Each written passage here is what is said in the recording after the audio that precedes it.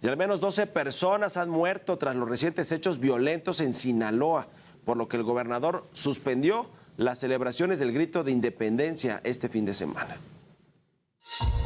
En Sinaloa no habrá grito de independencia por la narcoviolencia.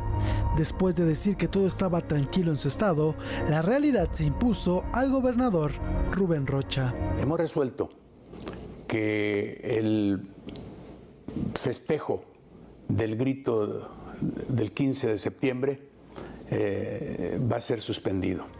Son 4 días bajo fuego en Culiacán. Enfrentamientos, bloqueos, quema de camiones y trabajadores agrícolas atrapados en las balaceras son parte de las escenas vividas en los últimos días. Bájate. ¡Vámonos! ¡Mételo! Evidencia para que vea que no era mentira. Un balazo, Dios. Las clases se suspendieron en Culiacán, Elota, Cozalá y San Ignacio. El presidente López Obrador atribuye la violencia a una pugna entre los chapitos y la facción del Mayo. Acusa sensacionalismo. Todo lo hacen más grande, lo magnifican. Guanajuato tampoco tiene paz. El estado vivió 24 horas de infierno. Asesinaron a una jueza y 2 policías municipales en Santiago Marabatío. Se registró el homicidio de otro policía en Cortázar, además de un ataque armado que le costó la vida a Tomás Mata, quien se perfilaba como director de turismo en Comonfort, y el asesinato de otras 10 personas. En Chiapas, al sur del país, la historia se repite. Enfrentamientos de grupos armados en Villaflores y Villa de Corzo paralizaron las actividades. Se suspendió el transporte público, las clases y los negocios bajaron sus cortinas. Sinaloa, Guanajuato o Chiapas, el común denominador es la violencia.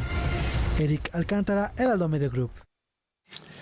Y ante estos hechos, la Embajada de Estados Unidos en México emitió una alerta de seguridad para los ciudadanos estadounidenses. Recomendó a sus ciudadanos no viajar a Culiacán, Sinaloa. Detalló que en caso de requerir asistencia consular, sus connacionales pueden solicitar la ayuda en la Embajada o Consulado de Estados Unidos más cercano. Y por cierto, una cadena de tiendas de autoservicio en Sinaloa aplicó medidas de seguridad preventivas para resguardar a sus empleados. De acuerdo con la empresa, estas disposiciones varían dependiendo del municipio y podrían ser modificadas en cuanto se restablezcan las condiciones de seguridad en la entidad. Y como ya se lo informaba el gobierno de Sinaloa, suspendió las clases por unos días también y las celebraciones del grito de independencia este fin de semana, luego de los hechos violentos registrados en distintas zonas del estado. Vamos a platicar sobre qué está sucediendo en Sinaloa con Javier Oliva. Él es analista de temas de seguridad. Javier, ¿cómo estás? Buenos días. ¿Qué tal, Mario?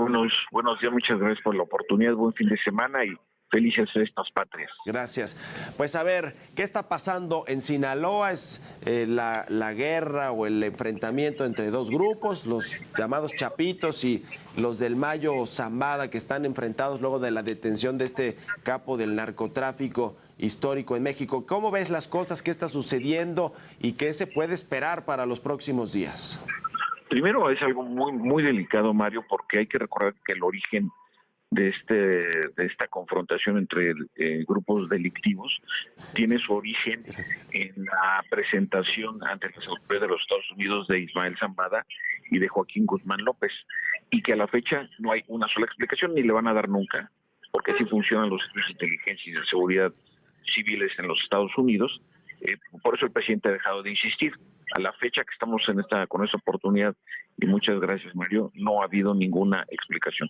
A partir de esto es que se desata este conflicto grave, muy violento, y la verdad es que el gobierno ha demostrado nuevamente su incapacidad e inutilidad, porque además hoy en la mañana, preparándome para esta entrevista, se dio a conocer que incluso pedía que no hubiera festejos privados, es decir, ni en salones de fiesta o eventos familiares muy concurridos, porque podrían ser objeto de violencia criminal. Entonces, yo nunca, probablemente esté equivocado, y lo digo en el aire, probablemente esté equivocado, nunca había yo escuchado una decisión de cualquier autoridad en cualquier nivel que pidiera que no hubiera festejos privados por temor a acciones del crimen organizado.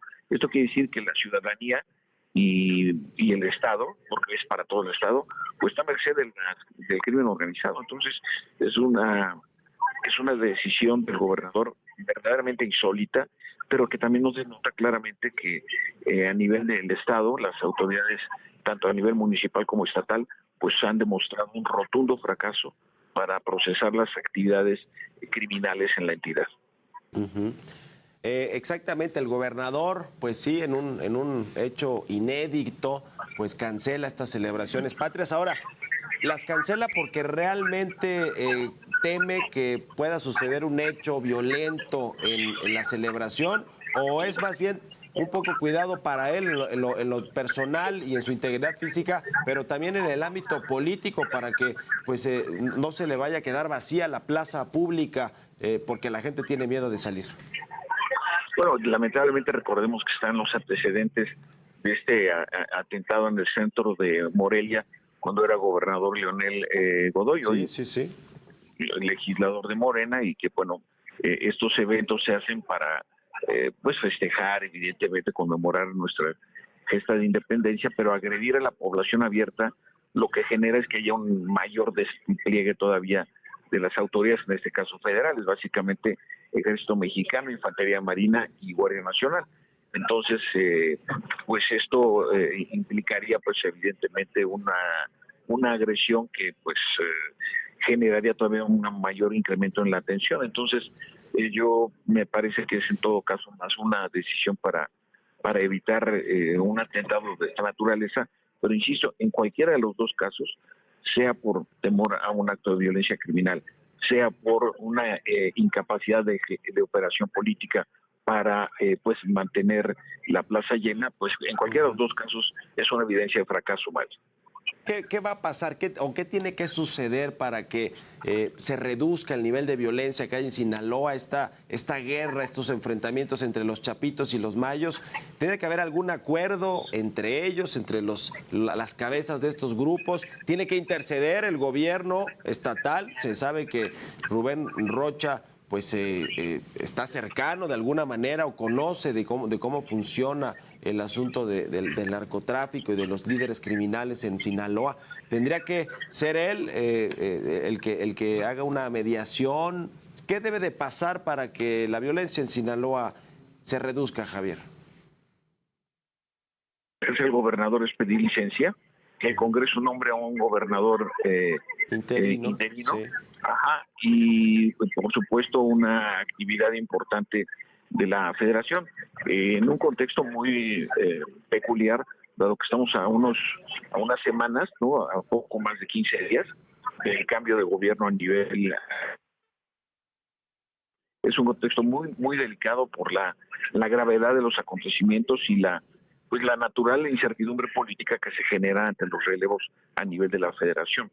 Entonces, me parece que son decisiones, por un lado, políticas, pero por el otro lado también táctico-operativas las que se tienen que aplicar en la entidad. No obstante que se han desplazado elementos de la Secretaría de la Defensa Nacional desde los hechos mismos de las detenciones de estos cabecillas criminales. Te quiero preguntar también sobre el nombramiento de las Fuerzas Armadas, en particular lo que tiene que ver con el Ejército Mexicano, la Secretaría de la Defensa Nacional, que estará a cargo del general Ricardo Trevilla. ¿Cómo lo ves en términos de lo que va a ser la estrategia de seguridad que pues mantendrá, digamos, el eje, la Guardia Nacional, que dependerá o depende en lo práctico de la Sedena, pero también con la Secretaría de Seguridad Ciudadana que encabezará Omar García Harfuch? Se dice que son cercanos Harfuch y Trevilla y que podrán, digamos, hacer una estrategia conjunta de combate al crimen organizado. ¿Qué opinas sobre estos nombramientos? Sí, a mí me parece, bueno, y hablando también de la designación de Omar García Harfuch, que a diferencia de otros sexenios, sí se trata de una persona experimentada en la materia de seguridad pública.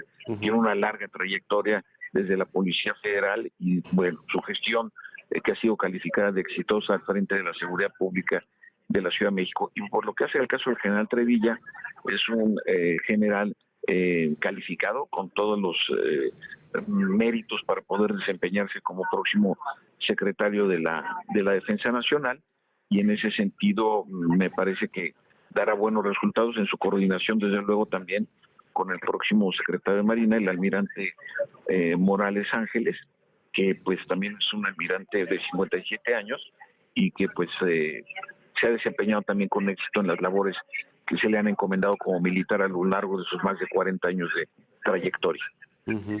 Por último, te pregunto, Javier, sobre pues, lo que sucede en otros estados, como el caso de Morelos, con las extorsiones, el cierre de algunos negocios y también la violencia que se mantiene en Chiapas, que digamos que son distintos contextos, pero que finalmente pues generan terror, violencia y homicidios. ¿Qué nos dices de los otros estados de la República?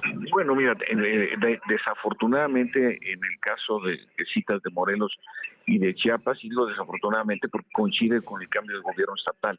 Entonces esto las organizaciones criminales de forma regular lo aprovechan para, por un lado, pues aniquilar a sus enemigos, porque es lo que son, y por el otro lado también pues fijar posición respecto a las autoridades que van a ingresar. Ya Margarita Sarabia, ya la próxima gobernadora de Morelos, ya anunció que va a tomar posesión el 1 de octubre a las 12 de la noche, es decir, a las 12 de la noche del día 30 para amanecer el día 1 de octubre, y ya anunció también el nombramiento de su nuevo secretario de Seguridad, que incluso le cambiará el nombre a la dependencia, dejará de ser Comisión Estatal de Seguridad y le denominará Secretaría de Seguridad. Y en el caso de Chiapas, que es todavía, me parece que todavía más grave por el tráfico de personas, en fin, pero que también coincide con un proceso de relevo en la gobernatura del Estado. Ya, pues muchas gracias Javier Oliva por conversar con nosotros y analizar estos temas. Estamos en contacto, si nos permites, y muy buenos días.